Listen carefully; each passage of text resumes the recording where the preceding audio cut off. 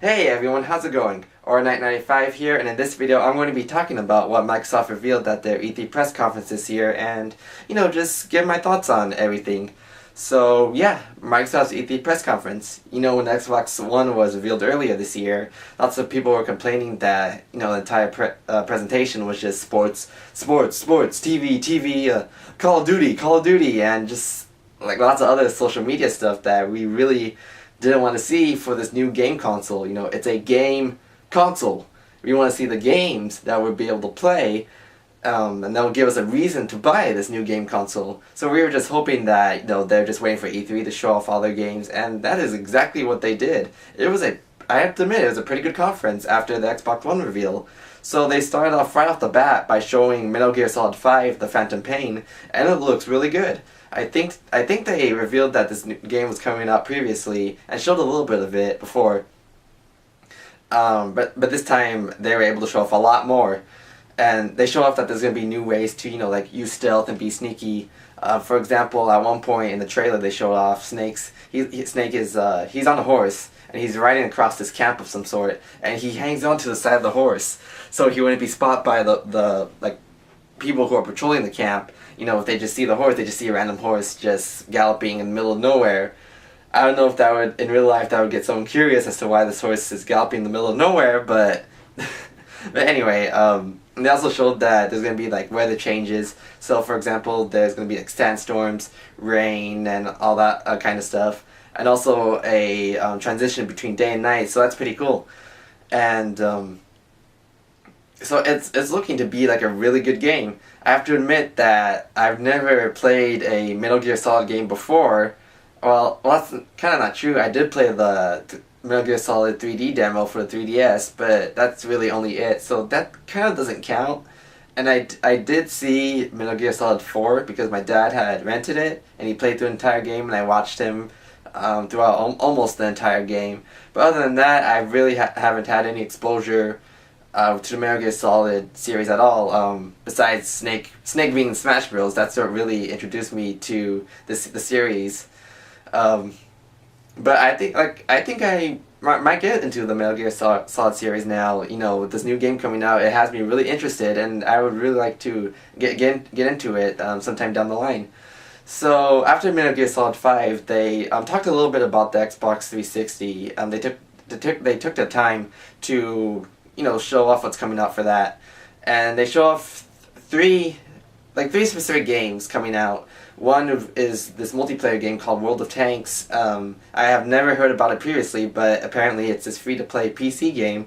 And just watching the trailer they showed, it really got me interested. I was like, this does look like a fun game. I would like to play this with my friends, and it turns out it's going to be free-to-play, so that's really good. And also this really cartoony game, I think it's a cartoony side scroller called Max: The Curse of Brotherhood, which does look pretty interesting. I'll look more into that, as well as Dark Souls 2, which I really don't have much to say about because I've never played the first Dark Souls games, so I have no idea what it's all about at all. And they showed off that there's going to be this new a redesign for the Xbox 360, which is going to make it look like the Xbox One, which honestly I really don't understand what's the point of that. Why would you do that? I think I did hear that the new redesign, the system's going to be quieter when you're playing it, which is good, but couldn't they have done that with the designs that they have, the designs that they have right now? I don't get why they would bother to make the 360 look more like the Xbox One and confuse people, say parents for example, when the kids ask for an Xbox One, they go out and they see these two game consoles looking really similar, and I just think it's going to cause lots of confusion. I really don't see any point of it at all. And this got me excited when they revealed this, but they revealed that starting July up until the Xbox One's release date, there's going to be two games that you can download for free from the Xbox Live Shop. And the first two games we're getting in July are Halo 3 and Assassin's Creed 2. And it's just really cool because for me, I just got an Xbox 360 last Christmas, and I'm catching up on all the games that I've been missing out on, and I really can't afford to get every single game that I want right now. So it's a really great deal, and I'm really happy that they're doing this. Although I admit now that I'm really hesitant to buy a new game because I don't want a situation to happen where I buy a game and the next month it turns out to be free. I mean, that would be like the biggest slap to the face ever. I mean, even if I bought the game for like very cheap, still, it's free. That's even better. Like, I really wish they gave us like a list of all the games they're going to be giving us, but they didn't. So yeah. Well, like, I'm worried, but then at the same time I'm not, because what are the chances of that actually happening? But we'll see what happens. So after they were all done talking about the Xbox 360, they moved on to the Xbox One. What we really came here to see, and they revealed lots of games, many of which are going to be exclusive to the Xbox One. They showed off Quantum Break, which does look very interesting, D4, Dead Rising 3, which I actually really loved watching it. I've known about the Dead Rising series, but never played it. But after watching that, I think I want to go back and play the previous two Dead Risings. They showed Battlefield 4, which they had some difficulty showing off. And then they showed Sunset Overdrive, which looks like really silly. They didn't show any gameplay for it. It was just a trailer. But it has me interested, because at one point in the trailer, like, this girl gives this guy a soda can, and he uses the soda can to load his gun and uses it to shoot all the enemies around him. It just looks really silly, and I love silly and over the top games like that. So I really want to look into that. And then they showed Forza Motorsport 5, which it was kind of boring when they showed it off, because honestly I'm not the biggest racing game fan at all. But the only racing game that I really love is Mario Kart, and that's because first of all it's Mario, and it's really chaotic. We got shells, bananas, fireballs shooting you out. It's a really fun racing game. Other than that, games like Forza Motorsport, more realistic games like that, just really don't interest me at all. And then they showed off The Witcher 3, which, again, don't have much to say about. I've never played the first two. They also showed Killer Instinct, which turned out to be Rare's historic franchise that we've been hearing they're going to bring back for the Xbox One. When we started hearing those rumors, lots of people were saying, oh, it's got to be Banjo-Kazooie, it's got to be Banjo-Kazooie. And it turns out, no, it's Killer Instinct. So I'm sure lots of people were disappointed by that. I personally wasn't affected by it at all, because I'd never played Banjo-Kazooie. But Killer Instinct, it didn't interest me all too much, so there's that. And then they also showed Rise, Son of Rome, which looked to be a very cool game, although there's just one thing about it that I'm sure lots of people are not going to like, and that's when you land a finishing blow on an opponent, it activates a QuickTime event every time. So say, for example, you're in a war, and you're fighting just a whole army of people coming towards you, and you're killing them all, but it's just going to be QuickTime event, QuickTime event, QuickTime event, just a loop of that.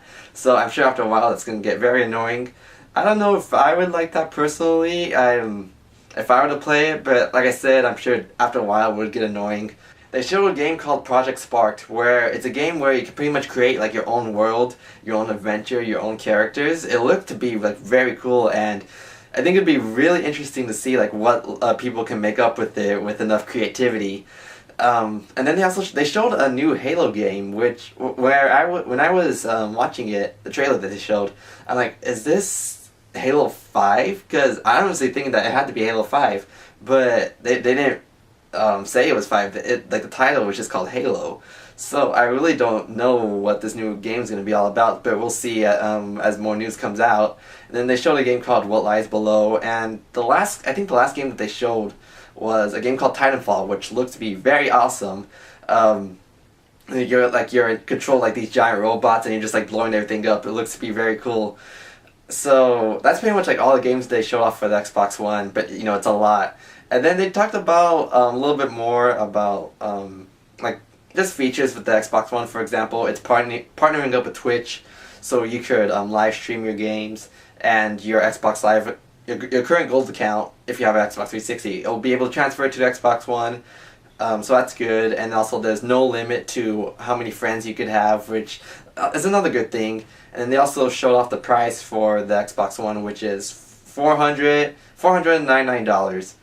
So after the entire press conference was over, the big question now is, will I get an Xbox One? And at the moment, no, I don't think so. Like, I just don't. I mean, compared to the other two consoles, I'll go on to talk about the PS4 and Wii U when I do the videos for Sony and Nintendo's presentations.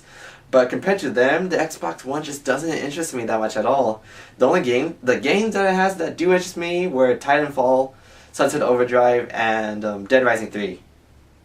But even then, that's only 3 games, and just right now, I'm just thinking to myself that the only reason I would get an Xbox One would be when, if all my friends, they all move to Xbox One and they start playing multiplayer on that.